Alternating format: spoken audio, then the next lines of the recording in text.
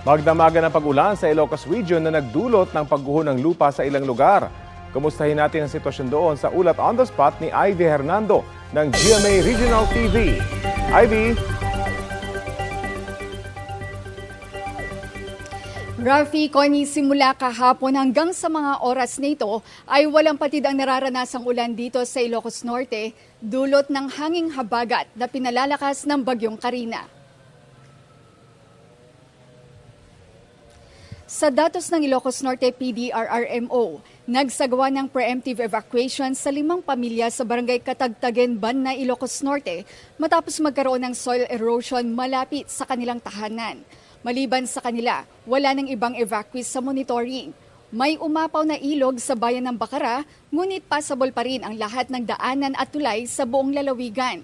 Nakamonitor din at patuloy na nakastandby ang heavy equipment ng DPWH sa Pansyan, Pagudpud sa posibleng pagguho ng lupa. Posible rin umano mag-shutdown ng electric cooperative ng lalawigan sakaling lumakas pa ang bagyo para sa kaligtasan ng publiko. Samantala sa Ilocos Sur, tuloy-tuloy din ang nararanasang ulan buhat pa kahapon.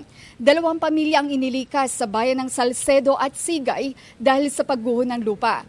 Ayon sa PDRRMO, bagaman hindi kalakasan ng ulan, maaari pa rin daw itong magdulot ng paglambot at pagguho ng lupa, kaya't patuloy ang monitoring sa mga mountainous area at maging sa coastal areas. Bukod dyan, passable pa rin ang lahat ng kalsada at tulay.